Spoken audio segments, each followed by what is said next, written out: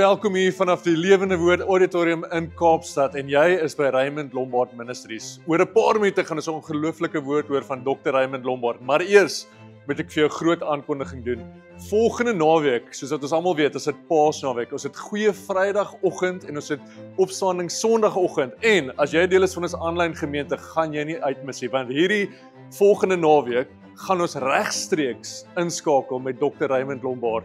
So as jy by die huis is, jy's nie in die Kaap nie, kan jy inskakel, maar omdat dit regstreeks gaan wees, gaan ons van so 25:09 af inskakel op Vrydagoggend en ook 25:09 op Sondagoggend. So moet dit nie uitmis nie. Kry jou familie in, julle gaan inskakel. Dit gaan ongelooflik wees en ons sien julle daar.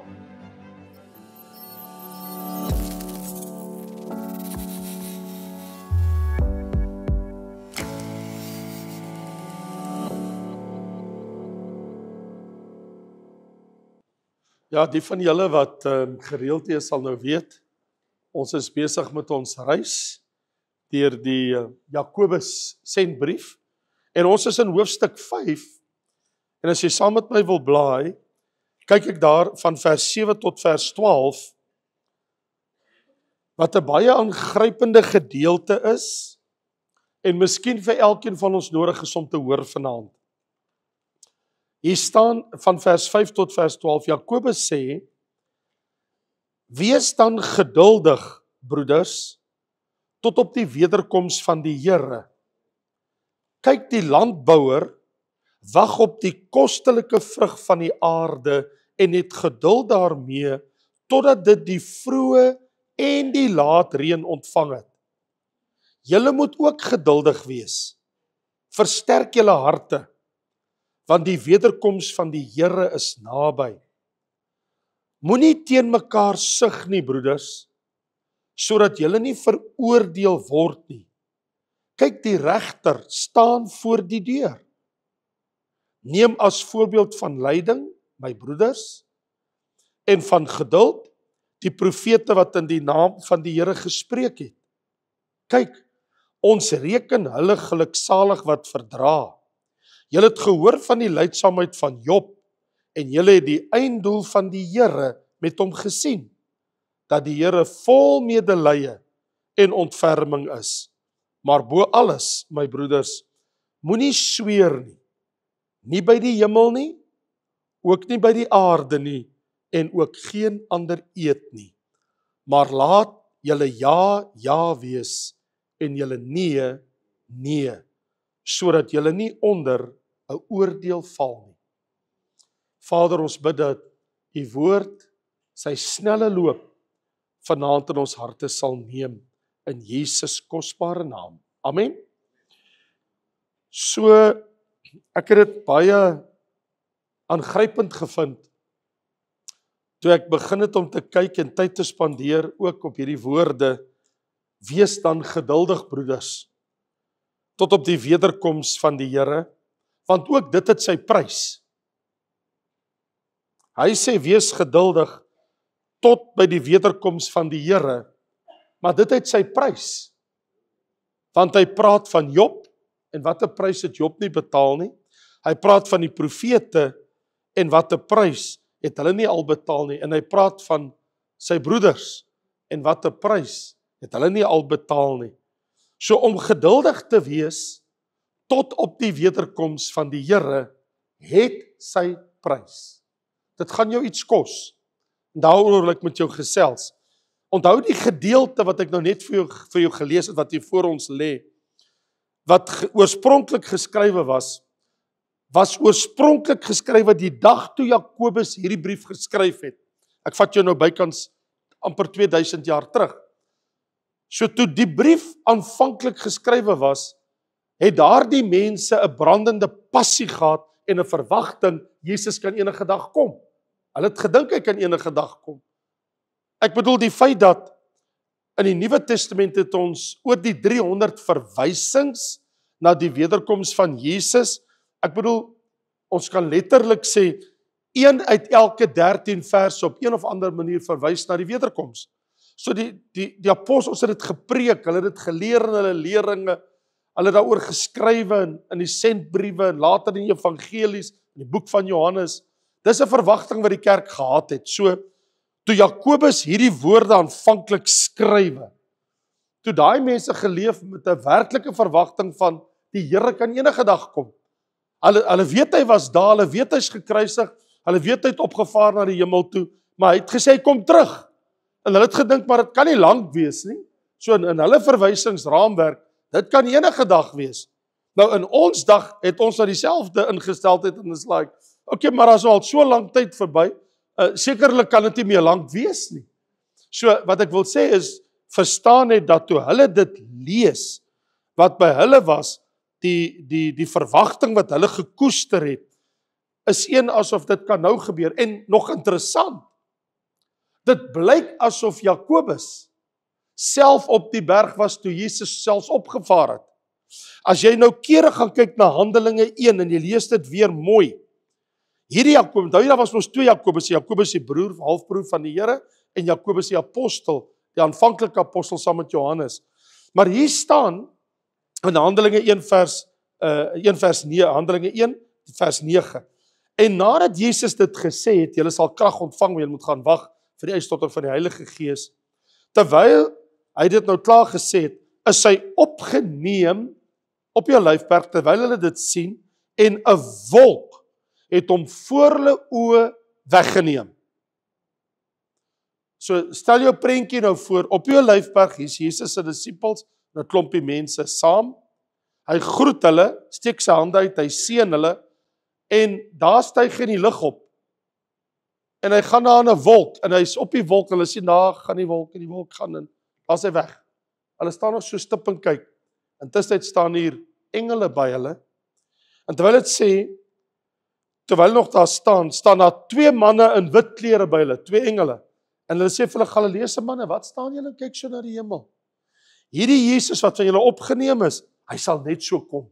So opvaar. So by hulle is dit like, gaan hy volgende week terugkom? Gaan hy volgende maand terugkom? Hulle dink nie in terme van volgende jaar of 1000 jaar, of by hulle is dit like, hy is dan nou net weg. En hy sal seker weer kom. Hy was mos nou die dag ook weg toe hom gekruisig het, maar op die 3 het hy opgestaan. En vir 40 dae het hy gekom en gegaan en verdwyn.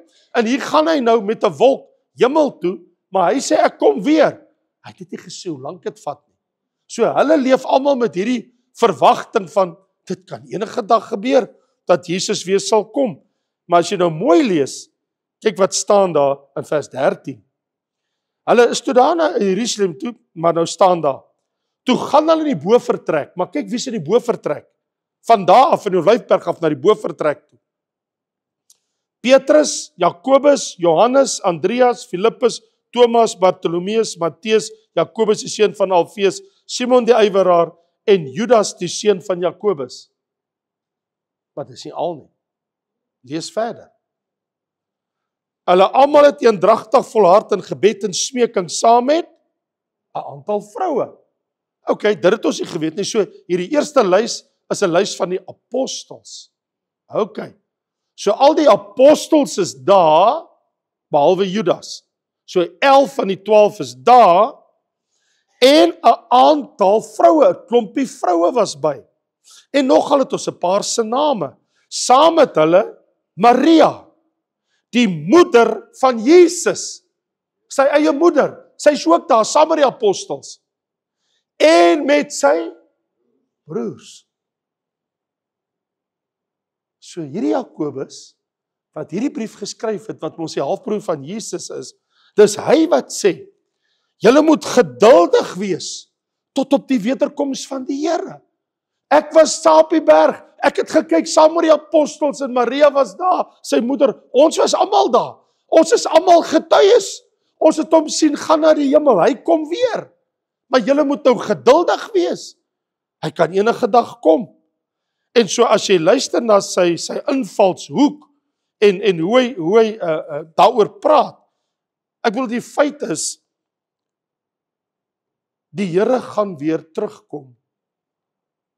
Die ding is net hy gaan nie wat verkeerd is in die wêreld eers regmaak en dan kom hy nie. Want die Bybel leer dinge gaan baie rof en baie lelik raak. So hy gaan nie eers alles regmaak op aarde en dan gaan hy verskyn nie. So sy terugkeer na aarde toe gaan eintlik wees wanneer daar chaos is in die wêreld volgens die Bybelse boeke. En ons as gelowiges moet in die wêreld geduldig wees. Want dis wat Jakobus vir ons sê. Die Gees lê op hom, op sy hart, om te skryf en te sê, julle moet geduldig wees. Maar julle moet hom bly verwag tot op sy wederkoms. As hy sê, jy moet geduldig wees en geduldig bly tot op sy wederkoms, beteken dit, daar moet by my en jou die heeltyd 'n wederkomsverwagting wees. Dit kan enige dag gebeur. Ek bedoel, 3 maal hier in hierdie hoofstuk herinner hy ons. Ons het nou net gelees, wees dan geduldig, broeders, tot op die wederkoms. Hy herhaal dit in vers 8. Hy sê, julle moet geduldig wees, want die wederkoms van die Here is naby. En in vers 9, die regter staan al voor die deur. Hy sê, dit is so naby asof die Here al by die deur staan. Die feit is, ons verwag nie dat die lewe gaan makliker wees nie, want die Bybel waarsku ons die tye gaan moeiliker word voordat die Here kom. Ek bedoel, Jesus se eie woorde, sy eie woorde in Johannes 16 vers 33 was dat voordat hy weer sal terugkeer na hierdie wêreld toe, hy sê in die wêreld sal julle verdrukking hê. Jy gaan dit moeilik hê, maar hou goeie moed, ek het die wêreld oorwin. Saam met dit kom hy ook nog deur apostel Paulus en hy sê ons moet deur baie verdrukkinge in die koninkryk ingaan. So ons baie dinge wat ek en jy eers moet deurmaak wanneer totdat ons in die koninkryk van die Here kom en dan totdat die wederkoms van die Here kom. So ons kan nie dit uit ons lewe uit wegwens nie. So nou word ons vermaan en ons word aangemoedig om geduldig te wees selfs in tye van terugslag en as dinge verkeerd loop en as ons selfs lyding in die lewe moet deurstaan. Want hy sê, julle moet wees soos 'n boer. Hy sê, kyk, die landbouer wag op die kostelike vrug van die aarde en het geduld totdat dit die vroeë en die laat reëns ontvang het. So sy eerste invalshoek is, hy sê, sien jouself soos 'n boer. Dink 'n bietjie oor 'n boer. Nou, wat 'n boer, dis 'n landbouer, né? Wat 'n boer betref, 'n landbouer wat wag op die oes, sy kostelike vrug. Hy wag dat die oes van die land moet inkom. Hier's my raad aan jou. As jy 'n baie ongeduldige mens is, moet jy nie 'n boer wees nie. Gaan nie vir jou werk nie. Want jy sien, die oes groei nie oornag nie. Hy kan nie daar by die mielieplantjie wat nou net begin het, eers 'n spriet en dan 'n halm en vir hom sê groei. Dit gaan nie werk nie. Hy kan nie elke dag daar op 'n stoel gaan sit langs die land en kom julle moet nou groei. Dit werk nie so nie. Ons weet mos hoe werk dit. Hy sê die boere te doen met veranderende weerpatrone en weeromstandighede. Hy moet wag vir die vroeë reën sodat hy die grond kan bewerk. Dan moet die reën kom vir die oes om te groei nadat die saad in die grond gesit is en dan moet die laatreëns kom en uiteindelik as dit droog raak en die son kom op en die tyd het verbygegaan en die maande het verbygegaan, dan staan die koring geil en geel op die land, gereed om afgeoes te word. Maar dit het geverg. Die boer moes baie geduldig wees. Hy moes maar wag daarvoor. Probleem is te veel reën, dit bring 'n misoes. Te min reën, dis 'n misoes. Vroeë ryp, swart ryp, dit is ook 'n misoes dan. Hy moet geduldig wees. En die een ding wat hy nie beheer oor het nie, hy het nie beheer oor die weer nie. Hy kan nie die weer beheer nie. So hoe geduldig moet 'n boer nie wees nie? Hoekom wag die boer geduldig vir so 'n lang tyd? Want die Bybel sê hy weet. Dit staan hier. Hy wag vir die kostelike vrug. Hy weet, daar sal 'n oes kom, hy moet net geduldig wees. Hy moet net die Here bly vertrou. En in die Vrystaat is daar mos baie jaloersbuie. Ek was 10 jaar predikant in die Vrystaat. Ek weet nie of jy weet wat is 'n jaloersbui nie. 'n Jaloersbui is wanneer die reën val al op die lyndraad, hierdie boer kry reën en die een langs om niks. Hy het die oes en sy buurman het niks. Breek jou hart. Ek het dit baie gesien met die boere wat in my gemeente was en hulle vriende en die ander boere. So hulle praat van jaloersbuie, né? Maak jou baie jaloers. Want jou buurman het reën gekry en jy het nie. Want die talk of the town altyd is, hoeveel reën het jy gekry? As hulle in die dorp kom, hulle stop by die bakkie langs die pad. Hulle staan mos altyd so langs mekaar en praat hulle met die bakkie. En is hoeveel reën? Ek het gestaan dat ek 'n duim reën gehad. Nee, ek het 2 duim gehad. Of ek het 'n duim en 'n half reën gehad. Dis boere, dis boeretaal. Dis waaroor hulle praat. En dit's vir hom die moeite werd om te wag vir die oes, want daar's baie mense wat in die landerye werk. Jy weet, ek ken 'n boer in die Boland en ek gaan nou oor 'n paar maande weer daar diens hou by hulle plaas. En ek gaan nou nie sy naam noem nie, maar julle sal nie glo wat ek nou vir julle sê nie. Ek bedoel, ek was nou al baie op sy plaas in die Boland. Ek was so onlangs soos seker wat 2-3 maande gelede moes ek gou daar wees en Adri was 'n paar keer saam met daar, my vrou Amanda ook. Toe ek die eerste keer op die plaas gekom het, het hy 900 werkers op die plaas gehad. Hy het vandag meer as 1200, 1300 werkers op die plaas. So daar's baie huisgesinne. Dit lyk soos 'n dorp wat se ligte aangaan in die aand as hulle almal daar hulle liggies aansit. Die boer moet die Here vertrou, want as die reën nie kom nie, waar sal hy vir al hierdie mense kan sorg? En so wat Jakobus sê is, hy moet geduldig wees. Maar op 'n ander manier boer ek en jy ook. Ons boer in ons geestelike lewe. Want ek lees in die Bybel, die vrug van die Gees moet in ons lewe uitkom. Liefde, blydskap, vrede, lankmoedigheid, vriendelikheid, sagmoedigheid, selfbeheersing. As ons 9 van hulle, 9 vrug van die Gees. Maar dit vat ook maar tyd vir daai oes om te groei. Ja, en ons moet baie keer eers dinge deurmaak. Né? Ons moet leer om geduldig te word in die Here.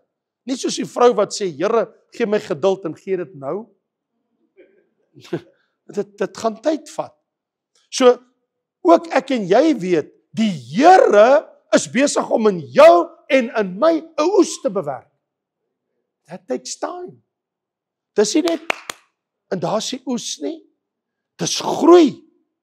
Dink net vir 'n oomblik daaroor. Die Bybel sê, toe die saad in die grond val in die hart en vrugbare aarde, sê Jesus, dra dit 30, 60 en 100voudig vrug. Wat het die Here by jou? 30, by jou 60 en by jou 100. Wat het hy by jou? Hoeveel vrug gaan daar uiteindelik wees? Dan dink ek baie keer, dank die Here het nog nie gekom nie, sodat daar nog kan vrug groei. Onthou, as die Here nou kom, is vrug verby. Daar is nie meer tyd vir jou vir vrugbou nie. Die ewigheid het vir jou aangebreek. It's gone. Time's up. Maar terwyl hy nog nie gekom het nie, dis tyd om te plant, dis tyd om te ploeg. Sodat die vrug kan groei in ons lewe, en ons betrokke kan wees in koninkrykswerk. En die geestelike vrug, of dit nou sielewen is, en of dit geestelike groei in my is, maar die Here werk in ons, ook vir 'n oes. Die Here wil 'n oes ook in ons eie lewe sien. Hy gebruik ons nie net as arbeiders in sy oes nie, maar ook my lewe is deel van die oes. En wat kry jy in jou hart? Wat sien jy in jou lewe? Wat se oes lê in my en jou? Wat se potensiaal is daar in jou vir God se oes? So ja, dit is soms koud, dit is nat, dit is reënerig. Ons raak ongeduldig. Dit voel of ek in die woestyn is. Voel of die Here ver is. Want die geestelike reën het lanklaas geval op my lewe. En ek voel so dor en droog. Sal die Here nie maar weer die vroeë en die laat reën bring in my lewe.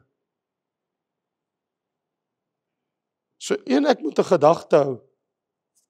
Terwyl 'n boer staan en wag vir die oes. Hy doen nie niks nie.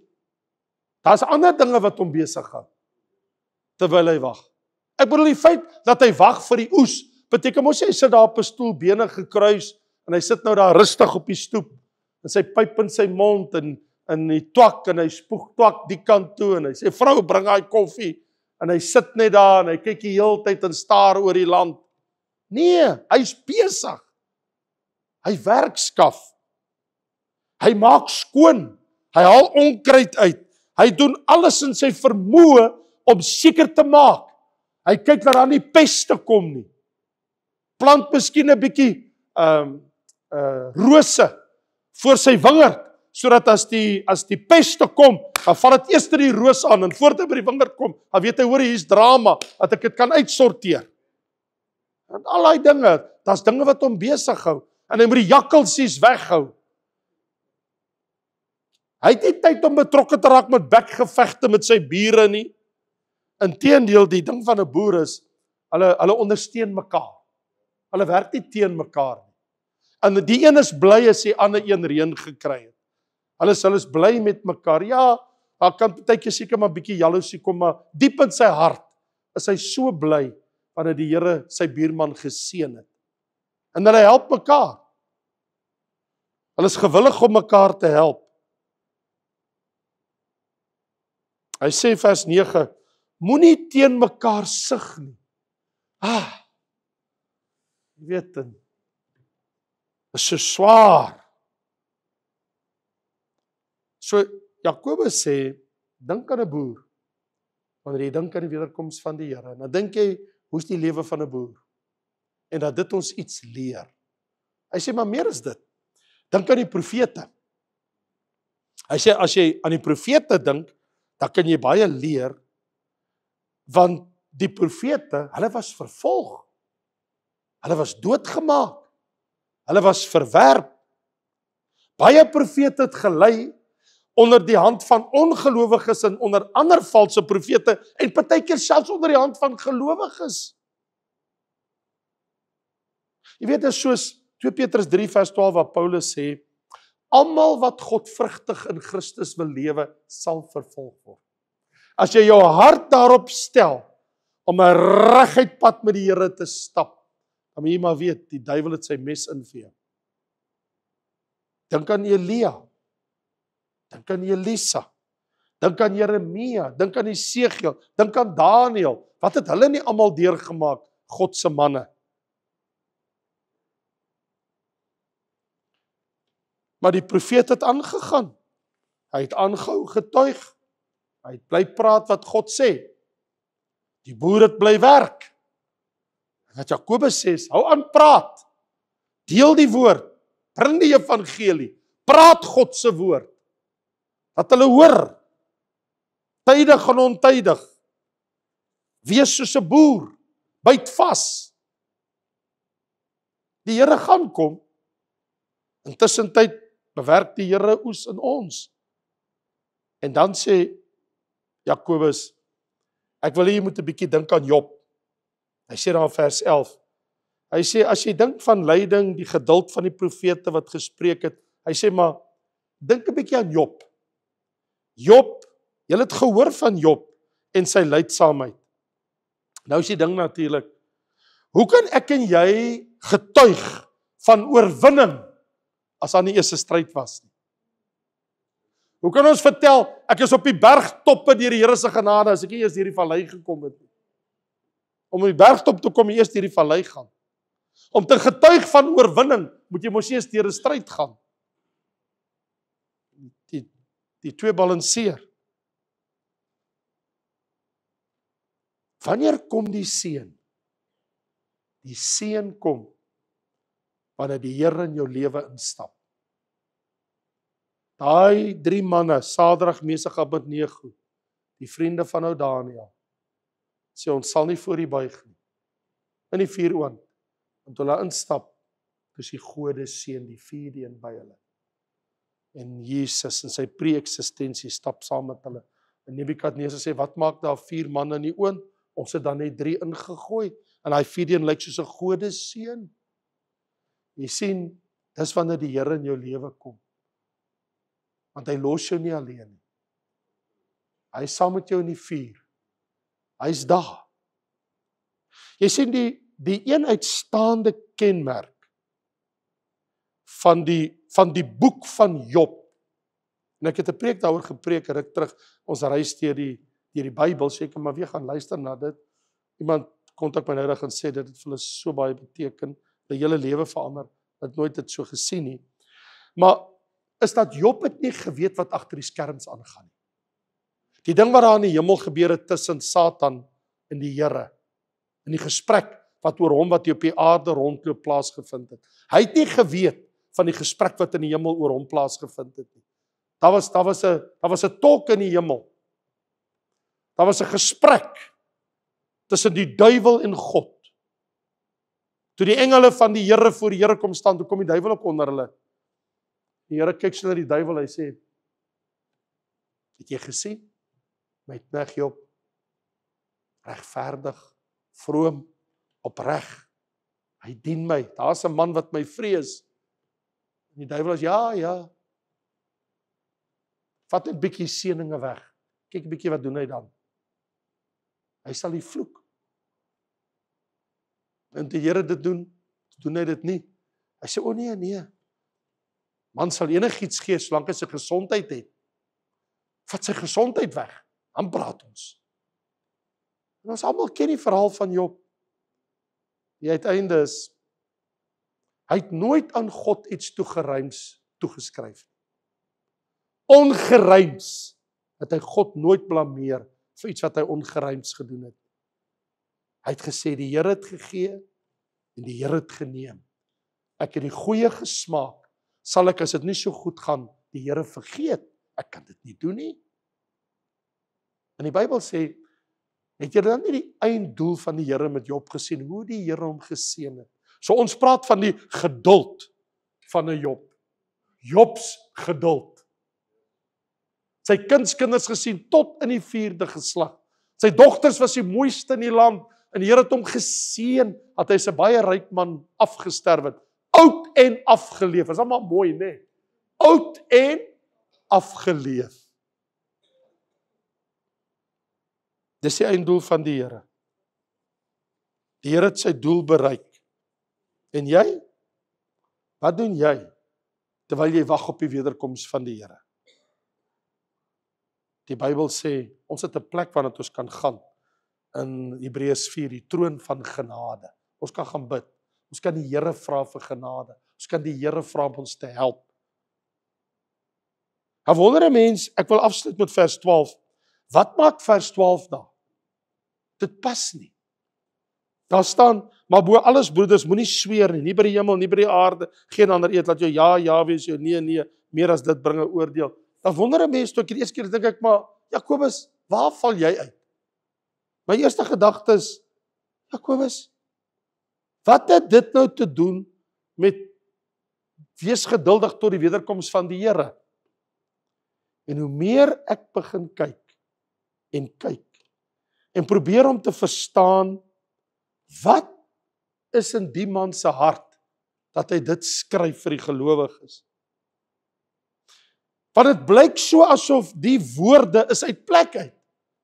Ek weet nie of dit net vir my so lyk, of nie vir jou so lyk, maar vir my lyk dit net, is dit die tyd om dit te sê? Jy moenie eed, jy moenie sweer, jy moenie nou beloftes maak nie. Wat het dit met lyding te doen? Alles. As jy al ooit in werklike lyding in jou lewe was, dan sal jy dit verstaan. Want dis wanneer mense baie keer met God begin baken. Here, as U my net uit hierdie gemors uit kry, sal ek. En ek beloof, Here, Stroos Nannies Kopella, né? Jy mos gehoor wat sê hulle. Here, ek beloof U, as U net, asseblief Here, as U net dit vir my doen, sal ek. En dan doen die Here dit. En dan, waar is hy beloftes van jou? Wat hy net probeer sê is, moenie, as jy in lyding is, en jy het probleme, skielik begin met beloftes en wagen nie. Aan jy moeilikheid. Want die Here gaan vir jou uithelp. Maar as die Here jou uithelp, onthou wat jy gesê het, dan is dit op jou rekord. So wat hy ons waarsku is, moenie te gou iets voor die Here uitspreek dan nie. Moenie begin kompromieë aangaan. Moenie begin beloftes maak. Hy sê, moenie sweer nie. Ek en jy weet van die versoeking, hoe maklik dit is, om iets te sê wat jy nie werklik bedoel nie. Jy sê dit, en dis asof jy met die Here wil begin bagen, asof jy wil onderhandel en sê, Here, as jy my net deur hierdie ding kan help, sal ek. En hy sê, wees versigtig. Hy sê, dink aan Job. Wat het Job gedoen? Hy het nie by die Here begin bagen nie. In sy diepste lyding, al sy kinders is dood, sy slawe is dood, sy diere is dood, die veld het verbrand, hy het niks. En hy val daar neer in die stof en in die as en hy sê, die Here het gegee, die Here het geneem, sy naam geloof. Ek eer nog steeds die Here. Ek kan nie links nie, ek kan nie regs nie. God is nog steeds God. Ongeag wat met my gebeur het, God is nog steeds God.